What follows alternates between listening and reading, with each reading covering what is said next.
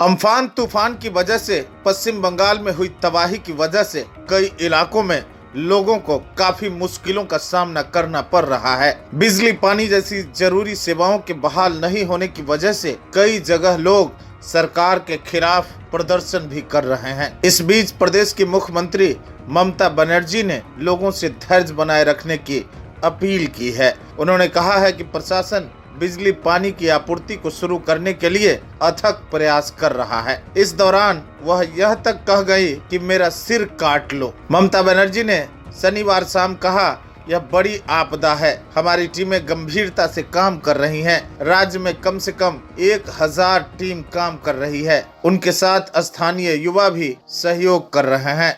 तो आज के एक दिन মধ্যে আধ ঘন্টা কারেন্ট নেই আমার বাড়িতে, বা দুদিন কারেন্ট নেই, আমি জানি মানুষের খুব অসুবিধা হচ্ছে, আমি হাত ধরে ক্ষমা চাইতে পারি। আর তারপরে আপনারা সাত করে আমার মুখটা কেটে দিন, এটা আপনারা করতে পারেন।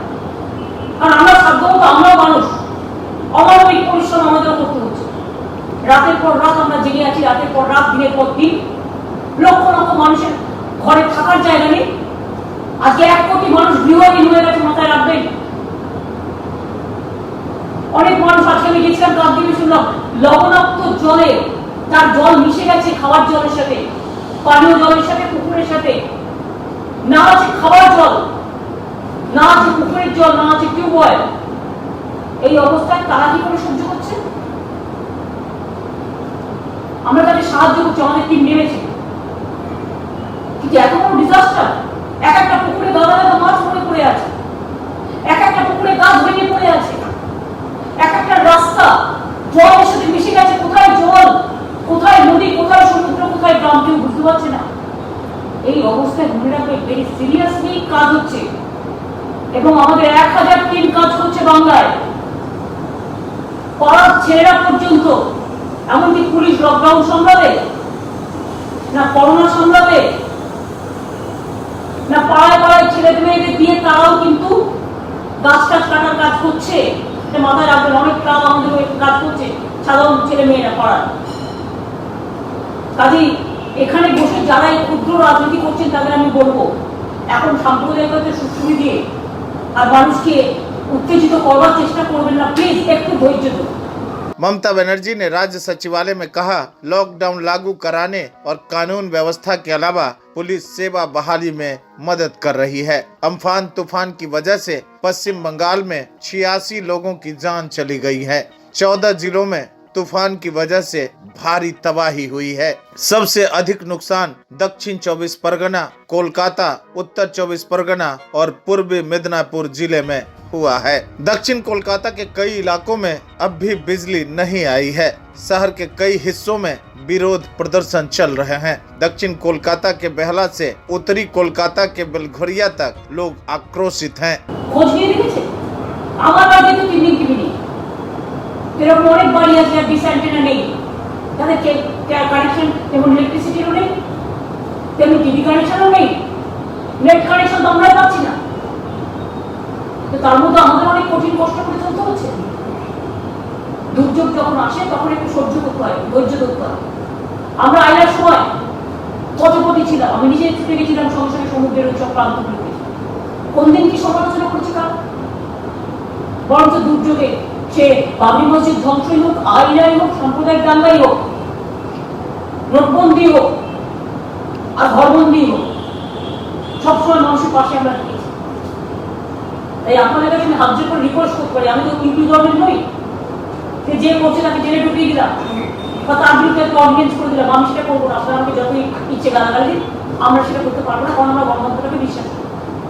আমার একটা অনুরোধ আছে, প্লিজ, কিছু কিছু সাংবাদিক আছে যারা অন্য পার্টি মাইন্ডে, তারা এগুলো করবেন না। দয়া করে কটা দিন আমাকে দুর্যোগের কাজটা করতে দিন, রেস্টোরেশনের রিলিফ ওয়ার্কে সাহায্য করুন। আর এত বড় দুর্যোগে 2-3 জনের 10 কোটি লোকের মধ্যে, যেখানে 70 কোটি লোক, 7 কোটি লোক যেখানে অ্যাফেক্টেড হয় এবং 10 কোটি লোকে কোনো না কোনো মতো অ্যাফেক্টেড হয়েছে, সেক্ষেত্রে আপনাদের এই 2 লোক কি বললো, এগুলো একটু বন্ধ প্লিজ, দয়া করে।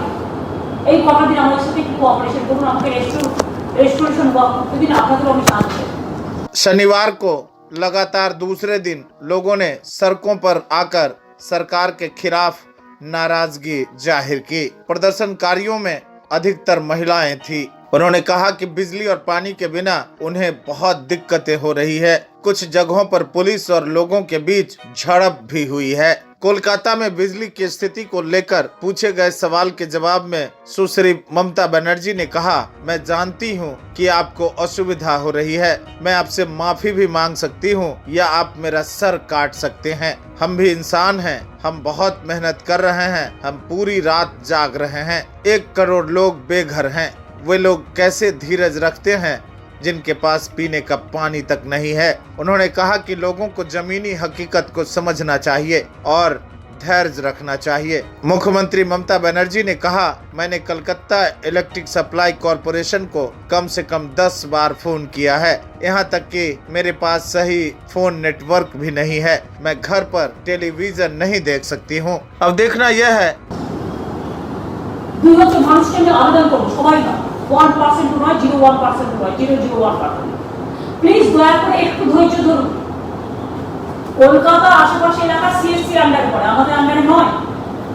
আমার রাজ্য বিদ্যুৎ দপ্তর যেটা আছে তারা জরুরিকালীন অবস্থায় যুদ্ধকালীন অবস্থায় সাধ্যমতো চেষ্টা করছে।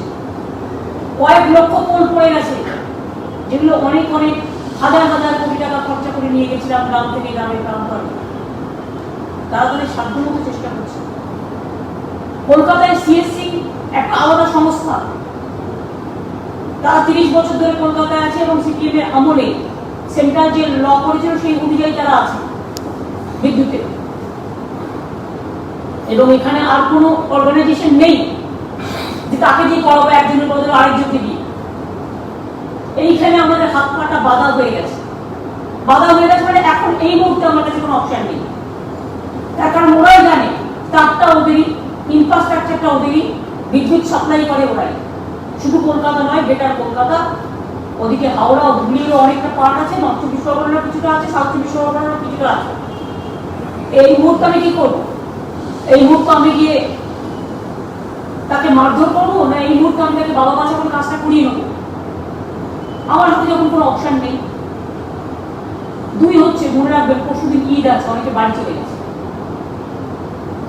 3 হচ্ছে, করোনার জন্য সব অফিসে 25% লোক কাজ করেছে, 25 or 30 government of India guidelines.